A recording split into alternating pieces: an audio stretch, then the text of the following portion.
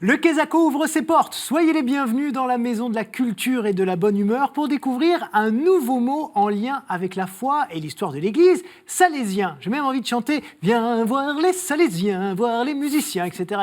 Mais ça n'a rien à voir avec Charles Aznavour. Voilà, je vais vous laisser un petit peu de temps pour réfléchir sur salésien. Pas trop non plus, 40-50 secondes, c'est la durée de notre micro-trottoir. Et après, on revient tout de suite. Oh, c'est dur les questions. Alors je sais pas. Non, je sais pas. C'est trop difficile. Ah, les Salésiens, c'était avec les Nabatéens, les Salésiens. C'était relatif au... Je sais pas si c'était... Je sais que c'était un peuple, mais pas un peuple, c'était une discipline, enfin, ou une religion, les Salésiens, avant le christianisme, non? Je sais pas. C'était un groupe au temps de Jésus.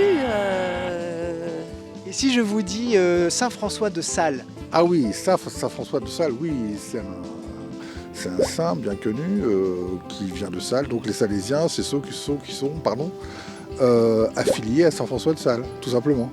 Voilà, mais bon, si je ne suis pas aidé, je ne peux pas trouver tout seul. Ah, ça c'est Don Bosco, ça. Salésiens, c'est Don Bosco, bon, qui a créé les écoles salésiennes, les écoles... et bon, c'est pas très vieux, ça, c'est au siècle d'avant, c'est au 19e siècle, ça, quand même. Alors, pour vous raconter un peu les coulisses de ces micro-trottoirs, c'est vrai que j'aide un peu les répondants quand je vois qu'ils n'ont pas forcément la bonne réponse, mais le dernier monsieur, lui qui a bien répondu, je ne l'ai pas aidé. Il connaissait très bien les Salésiens. Alors, on va aller les découvrir encore plus en détail grâce au Père Clasen. Bonjour. Bonjour. Et pour ce faire, on va d'abord s'intéresser à Jean Bosco, qui a été cité d'ailleurs. Qui était-il ? Il faut forcément s'intéresser à lui, c'est le fondateur des Salésiens. C'est d'ailleurs très intéressant que ce ne soit pas appelé, les Bosquiens. Oui. Voilà, Alors, Saint Jean Bosco, c'est un jeune homme d'une famille de paysans. On est au 19e siècle, c'est un siècle très rude, c'est la fin de la paysannerie, globalement. C'est le début des anneaux industriels autour des villes qui forment comme des gangs de pollution. Enfin, c'est très dur comme époque. Il va à Turin et il rencontre dans la banlieue, comme dans toutes les grandes villes d'Europe, franchement une zone où les gens vivent mal, dans des secteurs pollués, les enfants sont abandonnés, la jeunesse est oubliée, et donc il va s'en occuper. Et alors justement, pourquoi est-ce qu'il crée cette congrégation? Il aurait pu le faire autrement, mais là il crée vraiment quelque chose de fort, de solide. C'est absolument passionnant, parce que ces jeunes gens abandonnés, laissés à eux-mêmes, erraient un peu, étaient plus ou moins voyous, et il le crée tout simplement parce que c'est un souci caritatif, quoi. Il est impossible c'est pas d'abord pour en faire des petits chrétiens, c'est d'abord pour une histoire de justice. C'est très intéressant parce que le siècle est dur et l'Église augmente le nombre de foyers où la charité se déploie. Et lui, c'est certainement un très grand artisan et il opte donc pour l'éducation de la jeunesse. Et pourquoi est-ce qu'il choisit Saint François de Sales comme modèle? Très bonne question. C'est parce que, 2 siècles avant, pourtant, ouais. Saint François de Sales, c'est tout simplement parce que à François de Sales, avant qu'il soit saint, enfin reconnu saint, on a demandé d'aller reconquérir la ville de Genève, prise, si j'ose ainsi m'exprimer, par les protestants.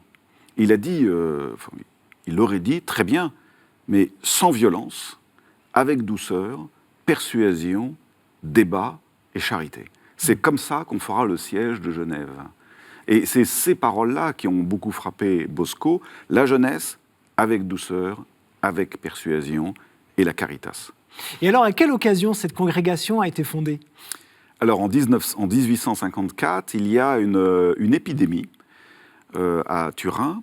Or, les petits gars de Bosco, de Don Bosco, comme on l'appelle, vont rendre service à la population.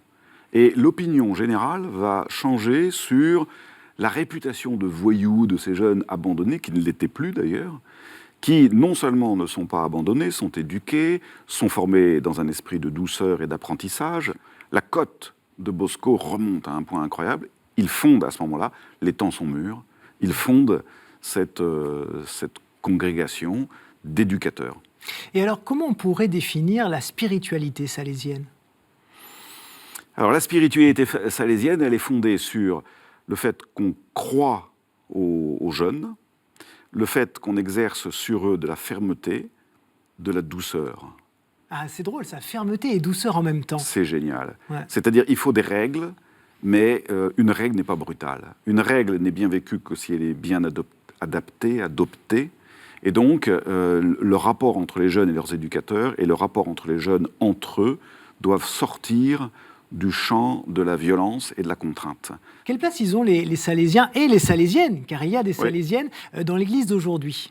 Alors, ils sont assez nombreux dans le monde, beaucoup moins en France, mais ils ont quand même un certain nombre de collèges et d'institutions, d'internats et d'écoles d'apprentissage. Donc, ils restent dans leur vocation. Je ne sais plus quel est le nombre. On est autour de 180 en France, me semble-t-il. Ah oui, 180 Salésiens Ouais. et des fondations, ils doivent en avoir une vingtaine, je pense, une vingtaine d'écoles. Ils ont aussi 2 ou 3 paroisses, je ne sais plus très bien. Donc, ils sont encore assez actifs. Puis surtout, leur spiritualité perdure beaucoup. Il y a un certain nombre de laïcs, un grand nombre de laïcs éducateurs, qui prennent les Salésiens comme modèle, et Bosco en particulier. Merci beaucoup, Père Clasen, pour toutes ces précisions. J'en profite d'ailleurs pour adresser un grand bonjour à tous les Salésiens et toutes les Salésiennes qui nous regardent. Merci à tous pour votre fidélité et à bientôt, bien sûr.